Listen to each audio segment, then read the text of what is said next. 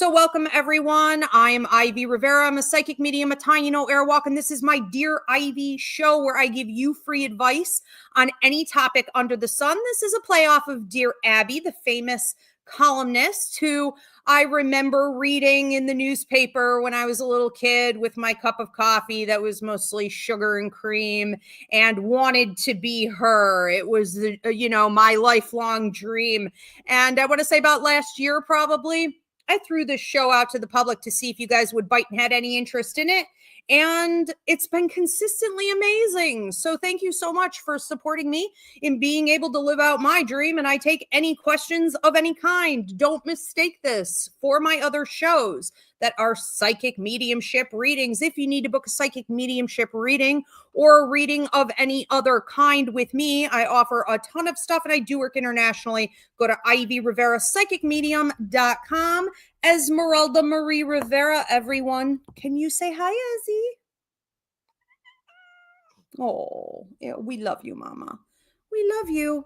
Okay, just stay off the computer. Hello, Mama. All right. She may be bored tonight. I don't know. She doesn't know. She doesn't know tonight if she wants to be inside or outside or what. What side is what?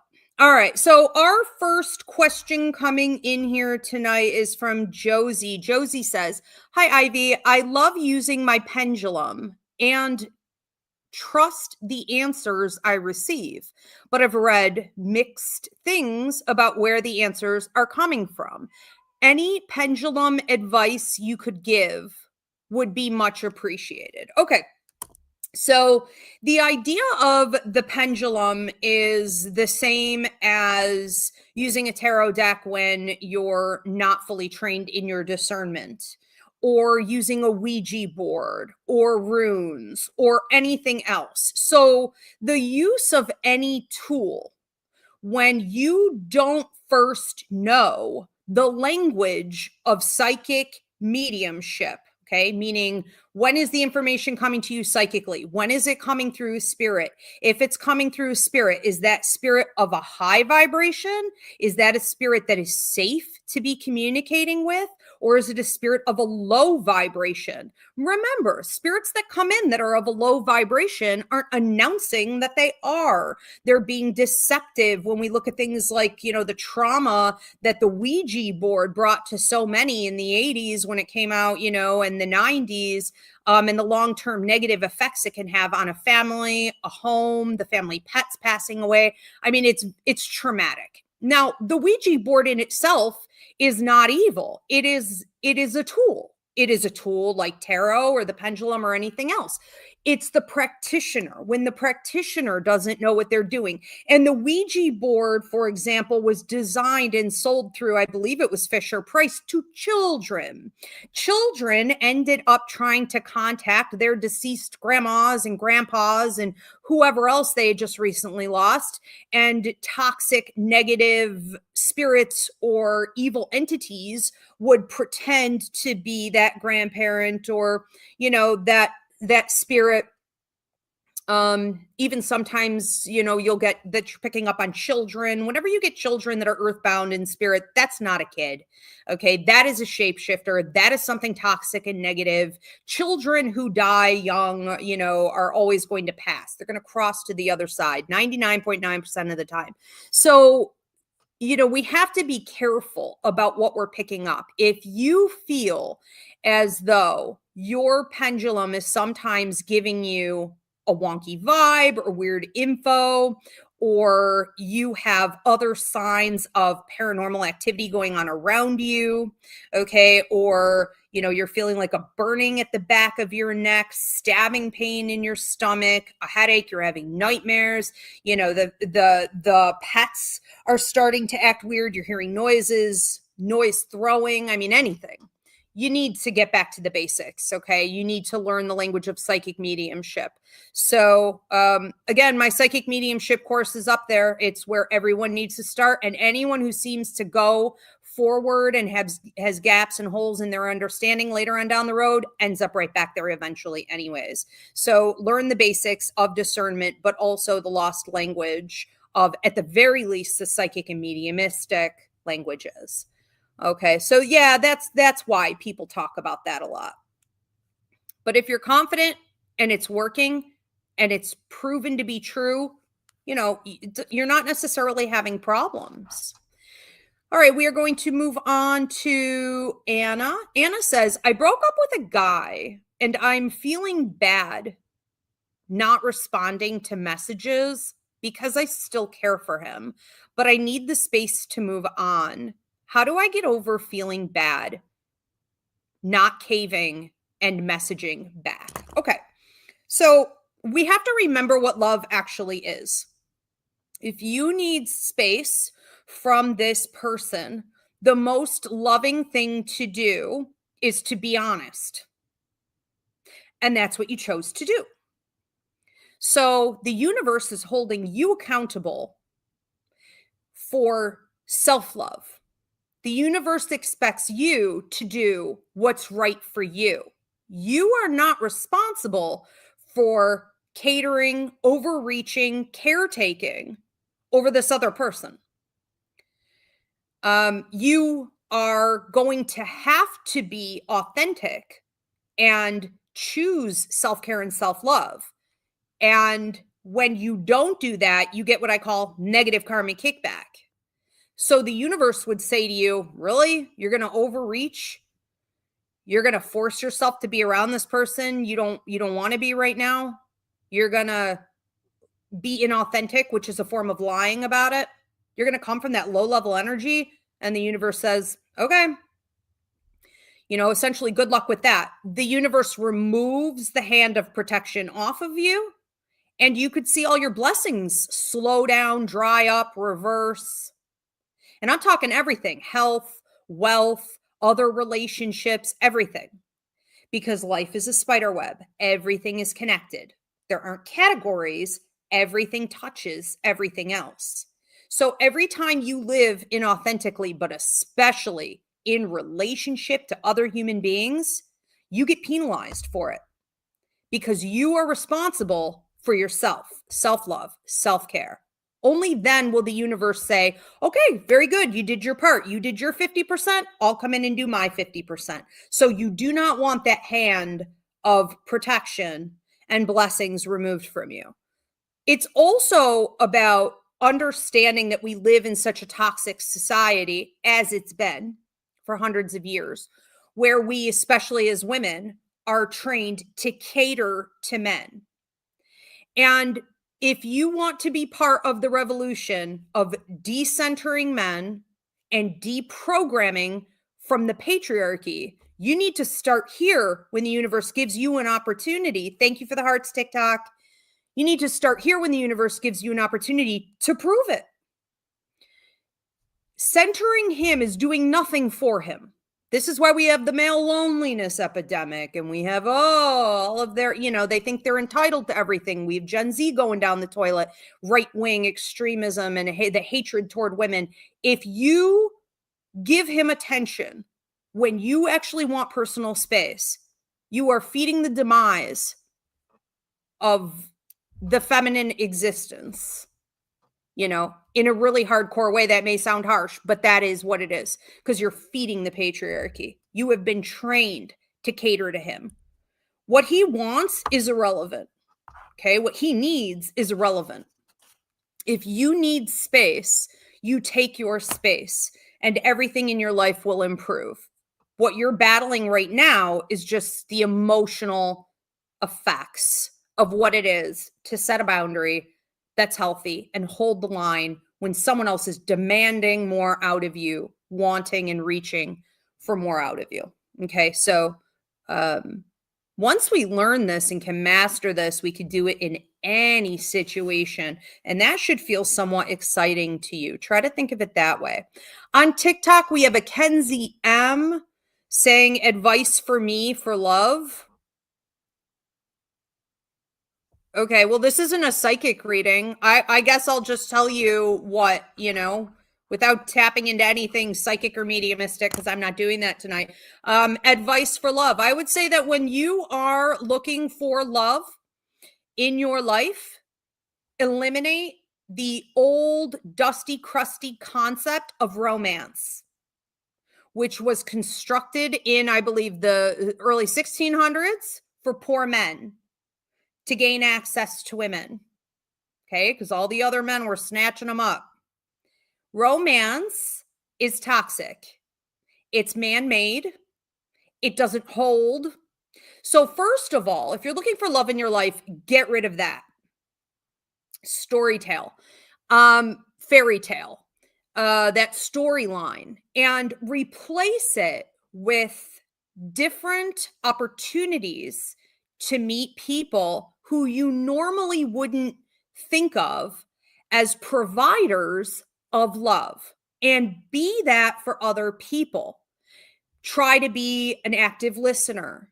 Try to reach deeper levels of intimacy through communication with other people.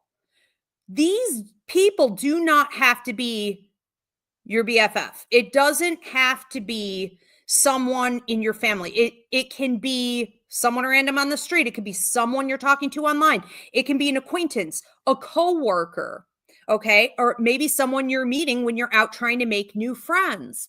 This is how we gain friendships, which can offer genuine love, real, authentic, uplifting, and healing love, is by showing up and giving it to others. Okay. Love will also come to you when there is no human being around. It will come from the universe, animals, nature. You are constantly being provided with the love that you need. But we definitely want to think outside of romance, because that makes us all feel like it doesn't exist anymore. Like love isn't even a thing. Okay. So stay away from toxic, man-made concepts of love and move more into what is authentic, universal, true love. Maraid D says, "Hi, Ivy. How do you keep your energy higher vibrational during the live show readings when the questions you get aren't what you enjoy answering? I feel like love and relationship questions drain my energy." Yes. So I have been there, certainly. Great question. Okay. Here's one for all you readers out there. Okay. If you are the type of reader who is a genuine light worker and you want to be out here healing the world and doing something with purpose, you don't want to be dealing with constant questions about toxic so-called love relationships where people are actually needing therapy, they're codependent, they've got poor attachment styles, they don't want to do the work on themselves, they're jumping from relationship to relationship, they're in a relationship and they're cheating and they're already asking about the next person, should I go with this person and that person? It makes you feel like trash. As a reader, it makes you feel like you're selling yourself out, to do this kind of work. And you want to give the healing message to them. But when you do, they're going to reject that anyways. They just want to hear what the flavor of the month is going to be. Okay. Or how they can get their dopamine hit, or how they can stay in toxic low level energy for longer. So they don't have to go to therapy, do the shadow work. So the trick is to understand that that is exactly what's going on, and to have your boundaries set, hold the line, have your moral compass ready to go before you hit that live button, you turn that microphone on. Know your ethical code of conduct in your sleep, so that the minute one of these toxic questions starts creeping up, you feel it. You feel it in your spine, you feel it in your neck, you feel it in your gut, and you get ready. You put your armor on and you handle it in such a way where you are giving the raw, honest truth. You are not concerned with how it lands or whether or not it is received. And you are quickly, efficiently moving through that reading to get on to the next one. The more you can prove to the universe that that's how you're going to handle those types of situations, the more the universe will say, okay, you're earning it. I'm going to give you some higher vibrational clients, viewers, a better audience, the first few years, and I always say this to my psychic mediumship students, the first year and a half, to 2 years that you're reading for the public, expect it to be low. Expect all of it to be low, every aspect of it to be low. Okay. Other people will see you as competition and want to take you out. You'll get crazy stalkers who are probably also other competition, wanting to take you out. You'll get clients who have, because your readings are probably free or very inexpensive, they've got the money to throw away. It's all about love or toxicity, that isn't working. People who don't really want to evolve, and you have to prove that you are going to handle that like a champ to move on up, from it. But I also think it's important to allow yourself to do special shows on different kinds of questions. So hold certain lives where they're not allowed to ask any of that, because otherwise you'll go crazy. CJG says, hi, I sent $10. You did not have to send $10, CJG, but thank you so much. I can put that toward Ask Ivy next week if you want. Or if that's a donation, greatly appreciated. My question is, how do I get insight into what I'm supposed to do in life through meditation? Oh, God, I hate meditation. My thoughts are all over the place during meditation. I want to make sense of it. Just don't. I mean, you know what? The whole psychic mediumship course, 28 weeks, I never make you guys meditate once. It's not going to get you anywhere in terms of like connecting really with your higher mind or spirit or your psychic ability, so you can read the future options and what is going to be the best for you to do. It's not going to help you tap in with timelines. Meditation works for some people. And if it does, that's great. But I also see with a lot of those people, they spend an excessive amount of time in meditation. They're hooked on it like it's a drug. It's another form of addiction for a lot of people. It takes so many people out to sea and dumps them there. Okay. So you have to be careful with meditation. I get a lot of people coming to me who have a lot of problems in their life because they spent too much time in meditation. You know what? If it ain't broke, don't fix it. Here's the key to everything. The left logical side of your brain is where you're going to go for thinking and processing and exactly what it sounds like, logical answers. The right intuitive side of your brain is going to help you to tap in to your higher mind, your life contract, your psychic ability, the spirit world, everything else that you need to know. Okay, so if you are looking for insight specifically into what you came to Earth to do, stick to questions about your life contract and make sure that you know also how to talk to your guides. Remember, you have 5 guides appointed to you. Okay. If you guys aren't familiar with them, there's a class up on my website called Meet Your Guides. So you've got your joy guide who watches over your mental and emotional well-being and aids you with spiritual development. You have a relationship guide. You have a work and money guide. You have a protector guide in case you ever feel like you're getting in trouble or you're having health issues, whatever. And then you have an Akashic who watches over all of your past life information. There is nothing that should require you to get into deep, long, drawn out, uncomfortable states of meditation that aren't typically going to work in the end anyways. You can just call in whichever one of those guides that you need to sit with you for about 10 to 15 minutes and ask them your questions. They will either answer you immediately, or I would expect it to come up in dreams, signs, and symbols over the next ballpark 3 days. All right. See, she said, it's okay. Just keep it. You deserve it. You're so sweet. Thank you so much. I appreciate you. And Edgar Velardes wants to know, as a therapist, it's hard to help parents of my clients understand that, or they just don't care and want me to fix their kids. Hard to help parents of my clients understand what? What is that? Or they just don't care and want me to fix their kids. Okay, so I think I get the gist of this question. I think what he's saying here is that often he, as a therapist, is dealing with these children and the parents just want him to fix everything. They don't really care.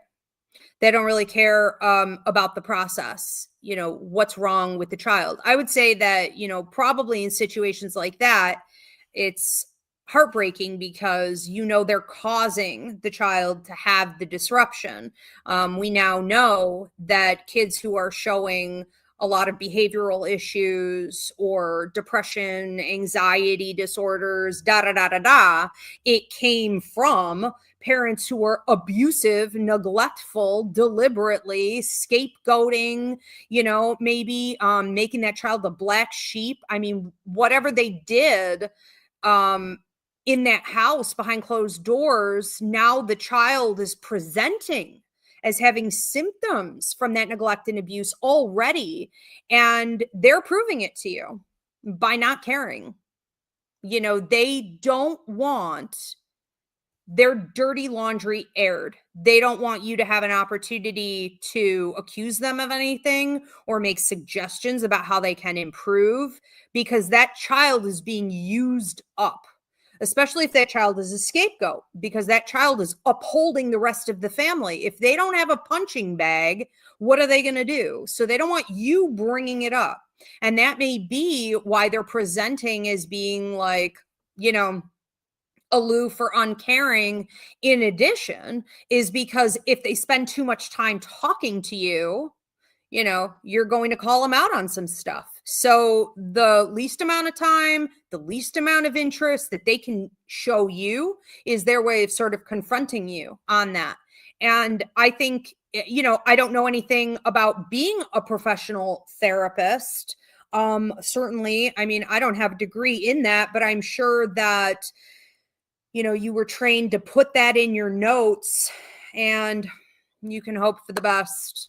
But, especially in this country, nobody cares about the children. I mean, just look at the gun violence, the number one cause of death for children. No one cares. So those kids are going to have to find a way to make it. And what you are giving to them is of tremendous value. I would, if I were you, tune out the parents entirely once you get some signs that they are causing this, that they don't care, trust patterns, that they will continue not to care, and do the absolute best you can, because you may be that child's only lifeline. Let's move on to another one here from Nicole. Okay, Nicole Clarkson says, I'm going through a divorce. How can I stop caring how people will think of me during this process and when it's finalized? Well, I think it's actually a good alert system for you to do an assessment on who in your life deserves to be there and who needs to kick rocks. Because if you are going through a divorce and you are worried about certain people in your life thinking of you in a negative way, talking trash, triangulating, that is an opportunity for you to pinpoint who specifically. So spend more time with yourself asking that question. I would get out a paper and a pen and I'd get petty about it. I would get petty. I would make columns and lists, and I would have a separate shit list. I mean, I would just know exactly who, I think is doing this, or I have proof of talking negatively, about me, sending negativity. The key is make sure you're not being paranoid. Make sure it's not all coming from your ego. It needs to be accurate.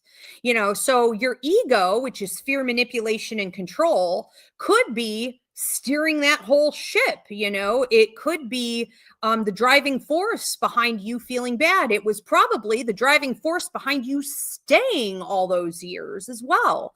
So you need to get in touch with who you genuinely are. You need to identify what is my ego, fear, manipulation, and control, and what is my authentic self, which is full of love and positivity and healing and optimism for what world I could create for myself. When you're leaning into your authentic self, that higher vibration, you don't give a shit what anybody thinks about you. When you show up authentically for your life every day, these types of thoughts never enter your mind, right? Much less set up camp there like this. So you have to own and take responsibility, hold yourself accountable for the fact that you have spent probably most of your life working from a place of ego, okay? Or at least in this relationship, you have found yourself giving into patterns of ego, which is low level energy and catering to saving face and overreaching and not being in alignment with your true life's purpose, not being honest with what you need and what's going on. And you need to, start there. You need to bring some healing to it. But so help me God, if you catch one person giving you a side eye for choosing to move on, they are going to need to be demoted. They need to maybe be put on your shit list. They need to be, and watch out for who they hang out with, right? Because if you're catching it from one person, it could be that whole group of people. Do not tolerate it. Remember, what you are doing right now is learning to live in your truth. And that is something to be celebrated. And it is a harsh reality often that when we go through a major level up in life, or we go through a hard hit, we hit rock bottom with something, we see who our true friends are. Okay. But it's paying attention to what everyone else thought that got you into this mess in the first place. Okay, is this the other part of Edgar's, or is this okay? How to help parents understand that it's important to them to do basics such as using validation, active listening, praise, etc. is needed to help their kids feeling better. Well, you tell them. I mean, you don't need to help the parents understand. You're either going to have willing parents or you're not going to have willing parents. So you give the information. But I mean, I would say by the time a kid ends up in your office, we've got problems. So expect it more. It is cleverly hidden for sure. I think you're starting to really figure it out. Yeah. It's a dark fact. Okay, let's move on. Who else do we have? So Dan says, hi, Ivy, how do I activate my intuition? How to know when it's my intuition? Okay, so I have a 28-week course, psychic mediumship course on this. It's a little complicated to explain here, but essentially what you're doing is you are needing to manage the energies. So before you really activate your intuition, you want to make sure that you know how to properly manage what is already there. If you don't do it that way, it can lead to anxiety disorders and misdiagnoses and what looks like maybe manic depression or even schizophrenic episodes. It can lead to all kinds of things that we just don't need. Okay. So ultimately, it's understanding that you have empathic ability, you have mediumistic ability, and you have psychic ability. And each one is a separate language, but all three work together. So getting educated on what that means is key. Understanding when it's your intuition, versus your imagination is probably the hardest question, because it requires a lot of imagination to tap in with your intuition. So there isn't a divide there. When we say, well, that could have been my imagination, it probably was in part your imagination to get the message across. Probably, I don't think of, eagles every day of my life. I don't have an eagle in my house. I don't have an eagle sitting on the table right now. Okay. But when an eagle pops into my head, or I'm aware of the symbol of an eagle, I know my imagination conjured that up, and I know what the message there is. Okay. That maybe there's forgiveness that's needed right now, or I'm coming into a period of strength, or I'm about to have a win. I need to see things differently.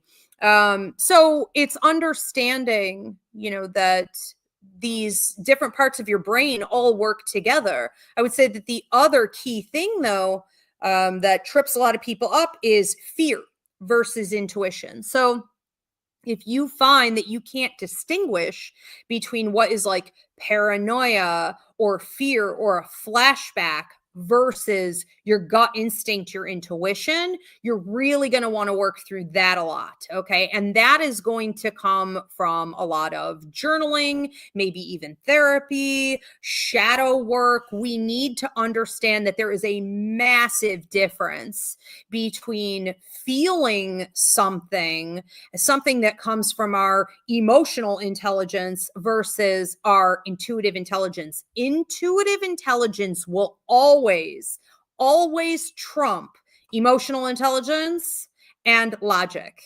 because energy never lies, but often our logic trips us up and our emotions will typically trip us up. Okay. So it just takes a lot of education and practice. Great question. Nikki says, okay, so this one's from Nikki. Going through a legal separation, how can I stop caring what people think of me while I navigate this process, as my estranged husband is making things more difficult? Okay, why is that so similar to the other one? Did we already do this one? So I guess this is just a similar question to what the other girl asked. That's interesting. So if you're going through a legal process and your estranged husband is making things difficult, you want to stop caring what other people think. I'm going to have to tell you to, either go back and listen, or I'm going to tell you the same thing I just told the other girl.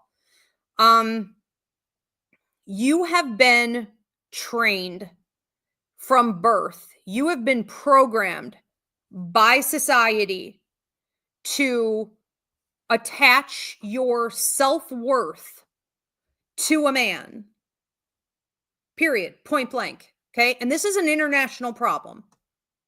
You need to break out of that, break free from the matrix, whatever, decenter men. Okay. Deprogram from the patriarchy. This is a long, dirty journey and you got to get on it. And this is just the motivator you needed. Okay. You are attaching your sense of identity and your self-esteem to this man who is proving probably on the daily to be a bigger and bigger all the time. Okay. And you're allowing that to continue because you're worried about what other people think, because all these other people around you were also programmed to think of your value and your worth as being attached to a man. Those days are dead, done, over with, long gone. Okay. Women have their own jobs now. We can have bank accounts. We can have credit cards. We can have land. We can have our own money. You don't need him in any way, shape, or form. And you need to finally release that lie that you were told, because now that he's going, you're down to the bare bones and it doesn't feel good. You don't know your worth. You don't seem to know who you are. You're not in touch with your authentic self and your power. And it's time to take it back. Also, don't forget, he's playing on, right? You doing this to yourself and allowing other people to do this to you. And that's going to be bad. Okay. Through a court system, he's able to wear you down without even throwing a punch. Okay. Because you're doing it to yourself at this point. Let's move on to another one. So Mairead says, thank you, Ivy. I will be using that advice for my future live shows. Absolutely. Have fun with it. Christina H says, hi, Ivy. I've forgiven my ex, and I wonder, can writing letters to people who've hurt me help me let go, forgive, and build healthier relationships with myself and future relationships? I think that writing letters can help, but I think that if you feel the need to send it to the person who has already shown a pattern of not being interested, not having empathy for you, not wanting to rebuild, not wanting to work on themselves. If they've already proven that, that's a letter you need to not mail. If you are being honest about writing it for the sake of your healing, not to get the other person back. Okay. If you're actually writing it for your own healing, yes, I think it can be hugely beneficial. Whether you tear it up, you put it away in a drawer, you burn it, you could do a releasing ceremony with this. I would absolutely do that.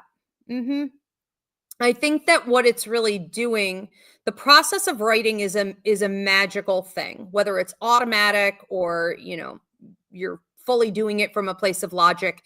You are healing while you process your thoughts, and so much more, like a purge, can come out when you have dedicated the time, because it is a ceremony, to sit down with that paper and pen and let it out. So it's really brilliant and easy, but things may come out that you didn't even expect, and that's amazing. And that, yes, that of course that helps with future relationships, because you won't let yourself get back there again. Annie, A-N-I-E, Annie says, what advice would you give someone who feels like they're always people pleasing? Well, if you feel like you're always people pleasing, then you're probably dealing with a dysregulated nervous system, and I can't prescribe a diagnose, but I think that it is from CPTSD. It was CPTSD Awareness Month in September. I posted quite a lot if you want to go back through my posts on social media here. I posted a few videos on CPTSD, even speaking specifically on what you're bringing up here.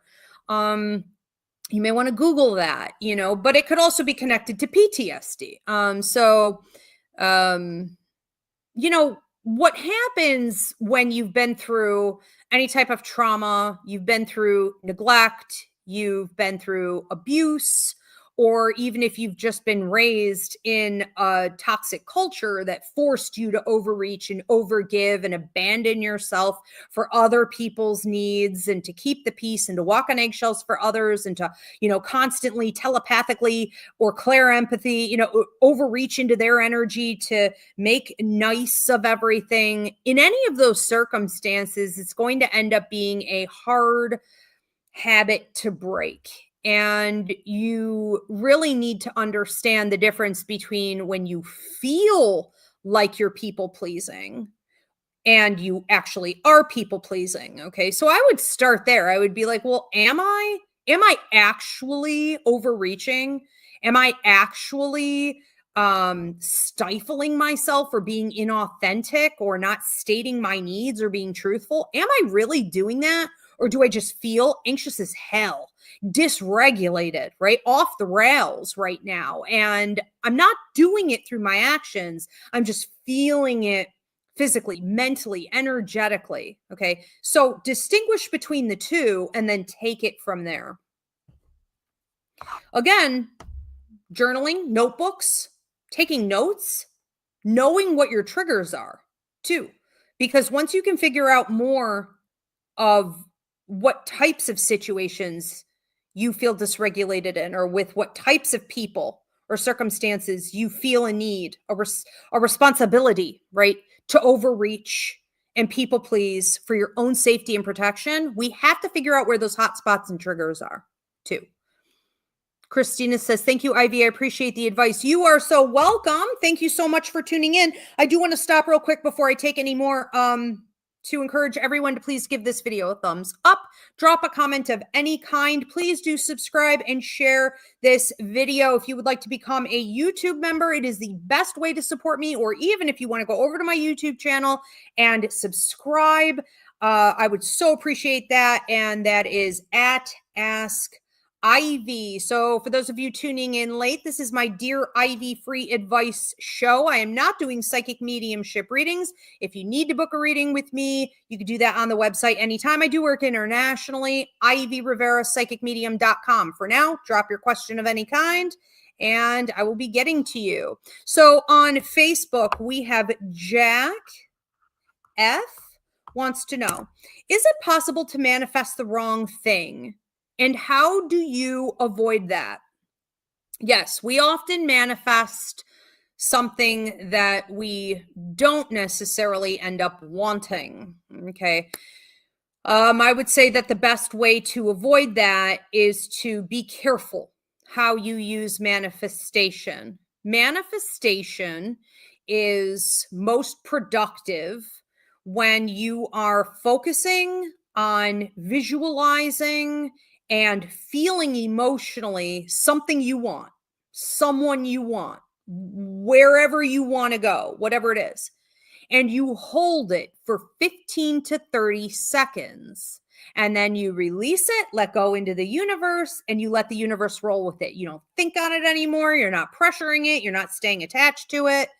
And because that is so successful, as long as you don't have a bunch of blocks in the way, you have to do block removal first, if so. But as long as you don't have a bunch of blocks in the way, you could almost instantaneously pull that thing into you, depending on what it is. So the wheels get turning, it's coming closer and closer to you, and you are ready to receive it. And it gets here, and you're like, that's unfortunate. Okay, what's wrong with this? Often people who have this problem manifest too quickly, which is a great problem to have. Okay, it's good to know you can do it, but you haven't thought it through. Either you don't know fully yourself in regards to this thing that you think you want. You haven't done enough self-development. You haven't asked yourself enough questions. You're not coming from the most truthful place within yourself, or you're developing. You didn't know any better yet. The, other part may be that you were kind of sloppy with it in that you put your order out to the universe without punching in the details. So this can happen when, for example, you want to attract a love partner to you. And so you're like, I want this love partner. I want this person to have black hair and green eyes and biceps. And you're like, yeah, that's what I want. Okay, well, he shows up, but you didn't say anything about his personality, his ethical code of conduct, his character. You didn't ask for integrity. You didn't ask for him to be an active listener. You didn't ask for him to genuinely love you. You didn't, if you didn't do this, he could show up and be a freaking demon. You know what I mean? You have to be careful. I think of it like, every time I go on Amazon, I have to order something, as much as I hate Amazon. Okay. Sometimes it happens. You have to be careful when you place your order. Do the research on the product, look for the best price, get the specifics. What is the shipping? Am I paying on shipping? How soon can I get it? Is there a discount code? I mean, go through every detail, and then, you could tweak that manifestation if you need to as you go, but don't keep it too broad. Okay, especially if you're powerful at doing this. Great question. Do you have any other questions coming in? Okay, we have one from YouTube. This is Tina. Tina C on YouTube. Okay, how do you tell the difference between true intuition and just the fear of overthinking? Okay, so this is similar to someone else's question earlier, but this is in regards to intuition and overthinking. So here's the big difference there. When your intuition is telling you something, whether it is coming from your psychic ability or it's coming from a spirit, it is going to be the still, small voice. It will not compete with your ego. It is always going to be there and something that you can tap into, like a consistent truth. Okay. It's sort of the polar opposite of having like a deadline looming and you've got a dark cloud over your head and you're like, oh, this deadline. No, it's the same. Okay. It's consistent. It's always there. It never changes. So it is not only consistently there, it is consistently consistent. It is the same because energy never lies. because it is truth. When it is you're overthinking, it's not coming from the right intuitive side of your brain. It's coming from your left logical side of your brain. And when you overthink, it starts to mess up your nervous system. It can cause a lot of anxiety. It can cause stress dreaming and nightmares, grinding your teeth, headaches, typically headaches right here or right here. Okay. And it doesn't bring you any peace. When you're coming at something logically, you keep asking about it. Okay. You keep like going back for more information or a different answer. Like, it isn't true. When it's coming from your intuition, when you hear that answer, you may not like that answer. You may emotionally be hoping to God it's wrong and praying for something else, but you have an inner peace. You have a stability there. It's true. Okay. It somehow makes sense with your soul and you can rest. Now, you can backpedal, you can get double-minded, and you can cause yourself a world of pain, but you don't need to. Okay, that's a choice, and that is overthinking. Great question. Thank you. Nakia Cook. Nakia wants to know, for myself, how might I invite more opportunities or partnerships that support my long-term vision? Okay, so I just did this in the last couple weeks, and I am like super impressed with myself because in the past, not so much. This is a great question. How to invite more opportunities and partnerships, meaning, so what she's really saying here is that she wants more of the like-minded. She wants more people she's in alignment with. She wants more of these expansion opportunities with like high vibrational systems and people, these partnerships. And it doesn't necessarily have to mean that everyone who's going to come her way, is of the highest vibration. Maybe she's going to use that temporarily. Maybe she could just use it as stepping stone or a leverage. Okay. But it needs to be in alignment with where she's going and what she asked for. So here's the trick that I used. And again, I was blown away with how well it turned out. This is ridiculous, actually. I got to tell this story. So I'm going to take a long way home here.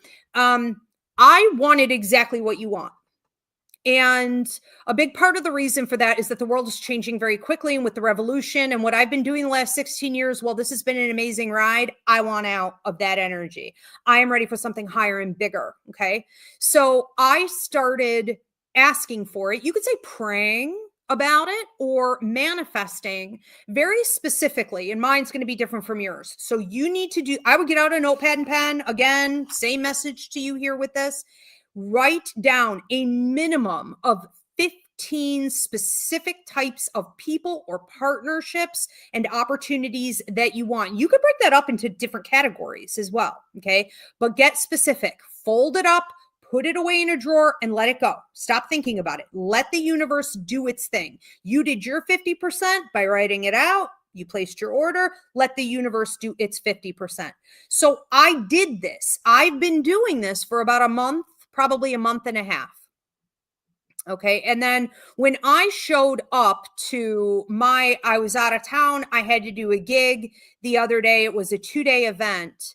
The universe placed me right next to someone who has all of the networking I need, who has all of the partnerships that I'm looking for, who works, his jaw dropped when he said to me, what's your, client base? What's your demographic? I said, women 25 to 62. He said, holy shit, that's mine. He has everything I needed.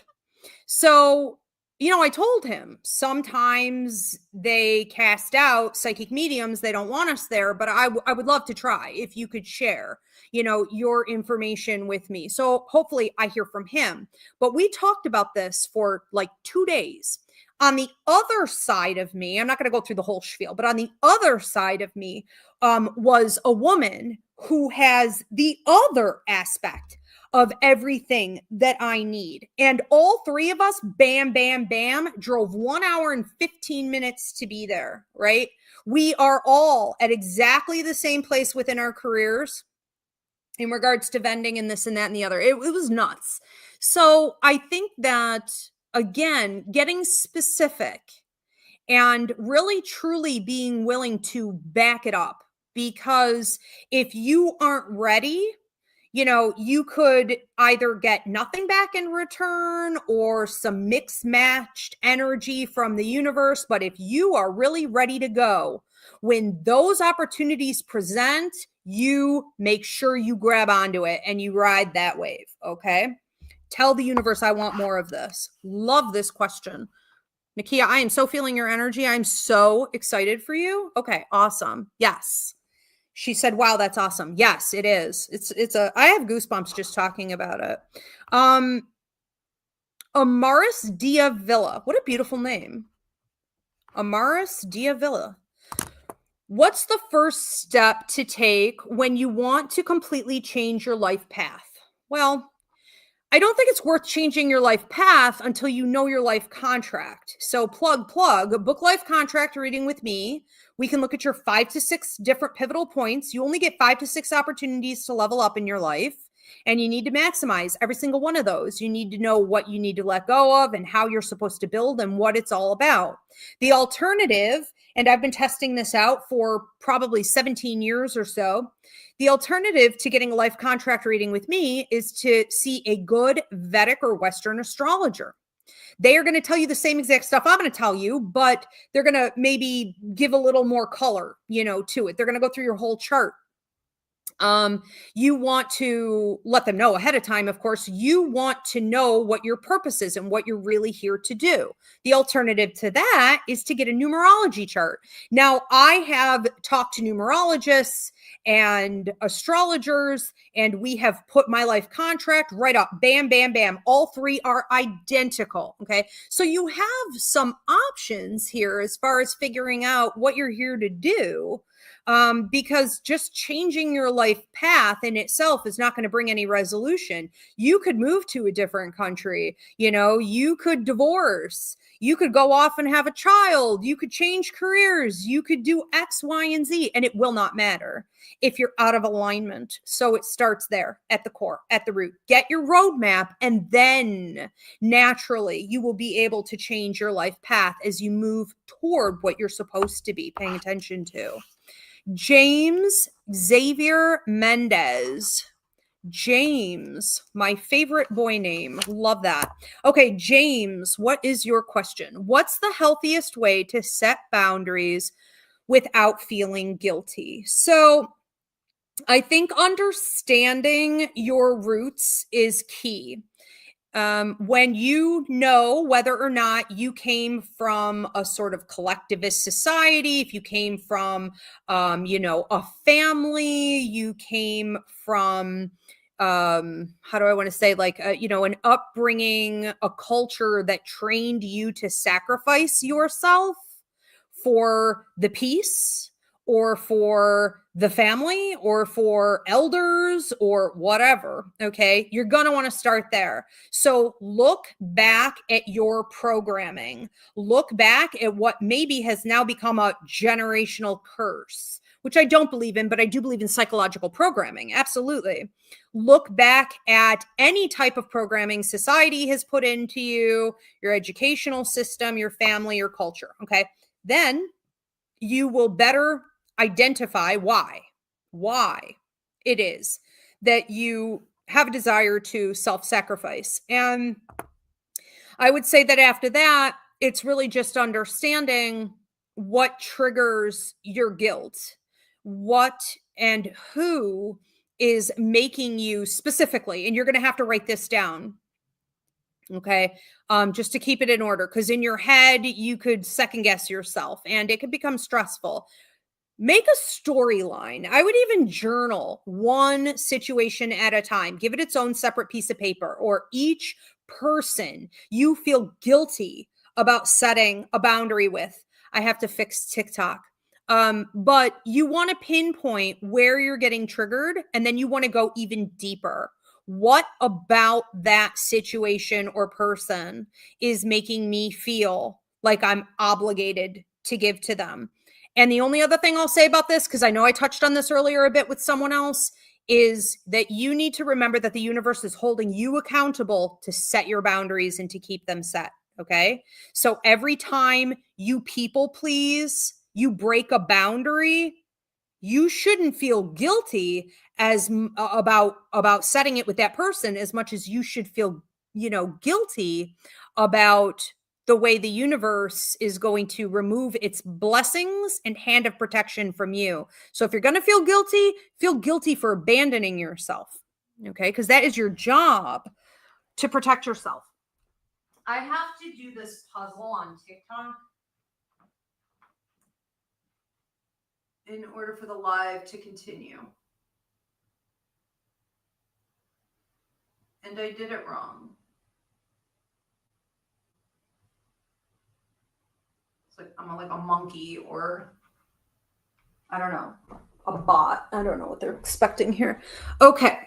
Let's see what else we have coming up here. Yeah, definitely. Okay, let's move on. Was it still working? Okay, good. Yeah, I really can't tell when that puzzle pops up. I can't tell if it like shuts down entirely or what. All right, thank you. So we have another question coming in here from Facebook, and this is Monty. Monty says, how do you know when a friendship has run its course? Great question. I would say that, first of all, you find that the other person is one-sided, or you feel as though you're not getting the nourishment out of that relationship that you once did. I would also say that realizing that you have outgrown this person, or they've outgrown you, whatever, take it out, resonates. But I think more people need to measure what the success of any relationship they get involved in is going to be based on whether or not each individual is actually growing.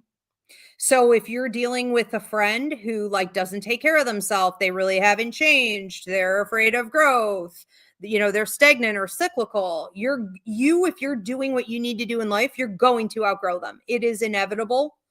I would also say that if you feel heavy after talking to them, dealing with them, spending any time with them, if you feel not only heavy, but maybe confused about their energy, like you think of them in such a way where it's like, is there a problem here? Is something wrong here? Or you're sort of overreaching into their energy, almost like you want to fix something or know more.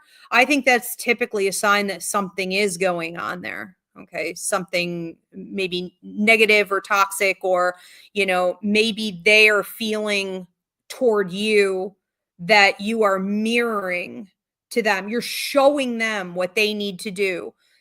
For example, every time, here's how I've lost the majority of my friendships, and it's been my choice, and I will burn that bridge. I will cut them loose when it's time, especially if this happens. I grow, I level up because I work my butt off. It's what I love to do. I'm here to live on earth, right? I take this seriously. What else are we doing here? So because I'm always focused on that, I have a fast rate of growth and expansion.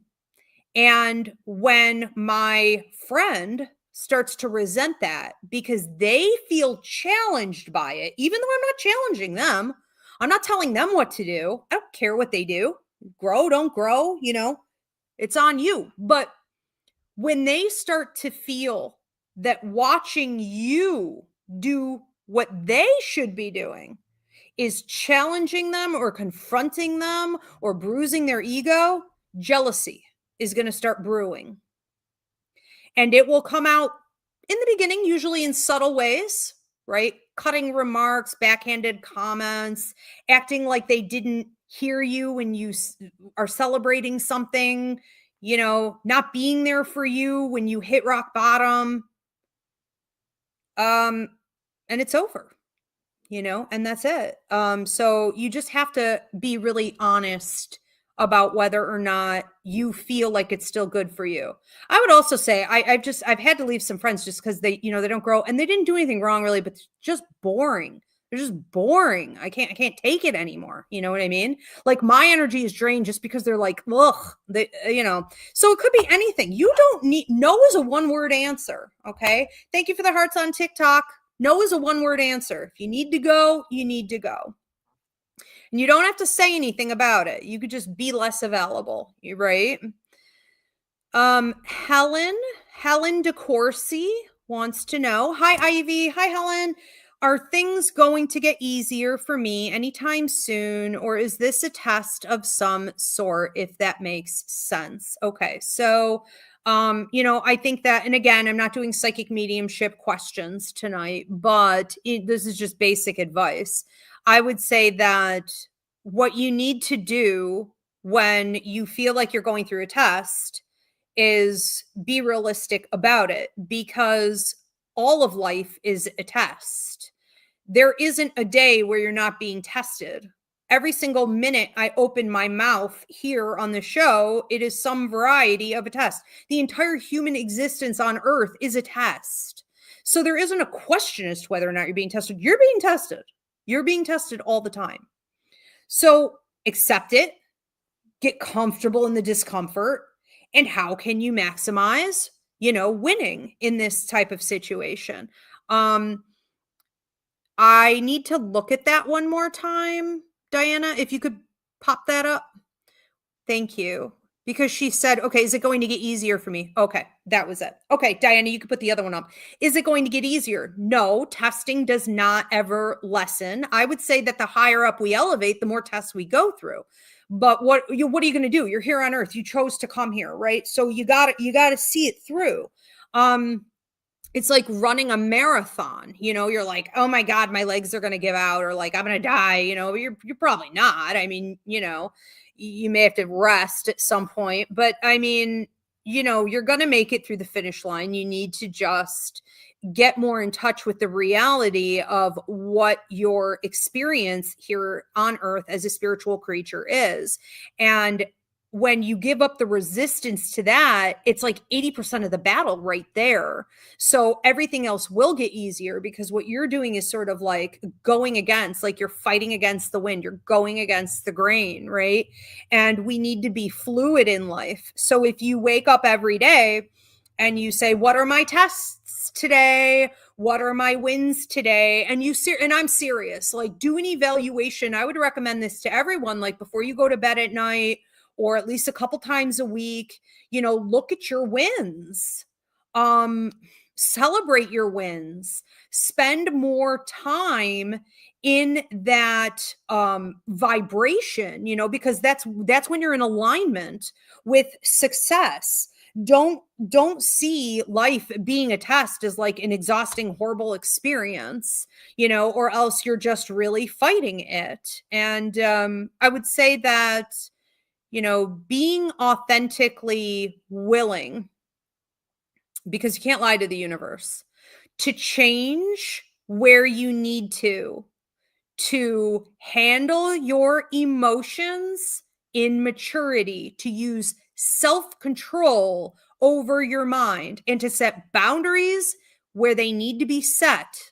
Okay. You committing to the universe that you will do that when called to do it, to elevate yourself.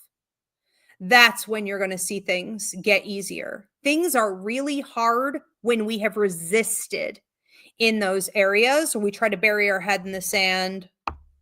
Okay. So yeah, those are good places to start. Pinkness says, hi, Ivy, any advice on healing the feast or famine patterns? You're welcome, Helen. Any advice on healing the feast or famine patterns? And I am going to, I think, probably have to wrap it up. How many more? Diana, if you could let me know in the comment section how many more we have. Any advice on healing the feast or famine patterns? So when we are dealing with past life issues, a generational curse. And again, I don't believe in curses, but I do believe in psychological programming. Okay. So when we are dealing with these patterns of desperation from the past, and it's been handed down maybe from generation to generation, or your country, or whatever, your culture, your society, I mean, whatever it is, we are in a position where we have to work through a very slow moving karma on that. Okay, so you have to be ready to be in it for the long haul. This is possibly one of the most difficult karmic cycles to break free from. And the most important thing is to remember that when it's time for you to deal with another challenge, deal with another level of it, like another layer to the onion, the universe will present you with that opportunity. But the universe takes its sweet ass time on this one, like nothing else. So don't try to rush through it. Okay. Just learn the lessons, do the detoxing, and work really consistently, not hard, but consistently on your manifestation techniques where you're visualizing what you are worthy of having and what you want, and work with unblocking. Okay, so that's removing obstacles that are in the way. And our prosperity will dry up if we're dealing with people we're not supposed to be. So look there first. Sherwin Delco says, "What's your advice for handling burnout when you can't afford to take a break?" So not being able to take a break so that you can like feed yourself, for example, you are going to need to, first of all, eliminate putting toxins in your body. So whether that's like vaping, smoking, drinking, excessive eating of like, garbage if you can't avoid it. It is allowing yourself to also be careful about what you're exposing yourself to through social media, like toxic viewing, watching harsh things. These are all energy suckers. Okay. And also making sure that you're honoring your exhaustion, because often when we have to work too much, we have a resistance to sleep. When it's time to go to bed, for example, we're like, it's playtime, I'm finally not working. And that's really, really hard. Okay. So you may want to deal with that specifically, find ways to create more rest and fall asleep easier, because maybe having more play when you're awake, even if you're tired, having more playtime, working that in, can help you to actually get into a sleep pattern. There's, also, I think, a great need to talk about it more. I think we need to, talk about how we're feeling in the exhaustion and the burnout. We need to stop acting like it isn't happening. And by all means, you need to fight the system. And that's probably the last thing you want to hear, the last thing you have energy for, but that's what they're counting on. So get into activism, because life is not supposed to be this way. It's corrupt. We are slaves in a system, and it's not like this everywhere else. You could also leave the country. I mean, you could go somewhere else where they actually have a life. They actually have healthcare. They actually have days off, and they're not treated like a criminal for it. And I think it's something more people are considering these days. Something like 45% of the population said last week in polls that they're out of here, so there are alternatives. I mean, you could even better off go there poor and start from nothing. You know what I mean? It's probably less work. Winnie says, "How do you rebuild confidence after a big failure?" Well, look at the lessons. I've had so many humiliating things happen. I'm about to go and do something up on stage where, a couple years ago when I was up on that same stage, something humiliating happened and it was like on film and there were pictures of it everywhere. And I'm like, what the hell? Like you can't, it's like haunting and it'll pop up and I'll have to look at it again. I'm like, my God. Okay. So here's what you need to do. When you have a failure or something embarrassing happens or whatever, right? You feel vulnerable or exposed in any way, you feel less than, you just really need to take it and be like, whatever, I'm human. I'm allowed. Okay. Look at everyone else around you. Look at the train wrecks around you. Okay. It's sort of the equivalent of people saying, when you're up on stage, think of everyone as being naked, or if you have to do public speaking, think of them as naked. It's the same idea. Look around you. Do you really think any of these people are in a position to judge you? Okay. And that's just what you see. You don't know what they're doing behind the scenes. Okay. Forget it. Forget what everybody else thinks. But when you look at a situation that does make you feel like you could have done better, be realistic about that. And be willing to do whatever you can to improve. Okay. The last couple years, I've thought about that incident and I have, thought of ways. If the event ever comes up again, I will make sure, I've perfected some things, I've improved. And I've spent the last couple days as I get ready to approach that stage again in literal real time, really literally playing out how I'm going to do it.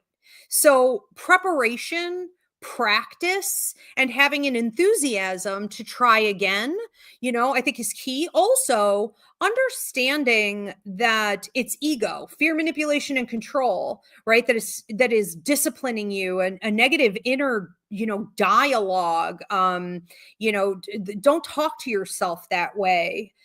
Just be careful the way you speak to yourself about the failure itself. And ultimately, we are here on earth to alchemize. So every time something awful happens, I like to say, well, this is an opportunity for transmutation. How can I take that pain and turn it into power? Where's the growth? What are the lessons? What's the bigger picture here? And that's your real win. It really can be applied to many other parts of life as well. Jesse says, how do you handle feeling like you're behind in life compared to others your age? Well, you may be, a lot of us went through abusive, neglectful childhoods, for example, or we weren't properly diagnosed with something, or, maybe we were diagnosed, but we weren't given the treatment that we need. There are a million different, you're marginalized, whatever, we have a million reasons for sometimes being behind. But again, this isn't a race. And what other people think or feel has nothing to do with you. And eventually people who were behind are guaranteed to become the head, so that, the head becomes the tail and the tail becomes the head. That is how it goes. So if you keep focus on your path, not everyone else and where everyone else is, you stay focused on your path, you will eventually exceed them. Okay. And a lot of them never learn that skill, to focus on themselves. Do we have any more coming in, or are we at time? Okay, is this my last one? Clinton V says, how do you know if you should forgive someone who hurt you or just move on? Ooh, that's a good question.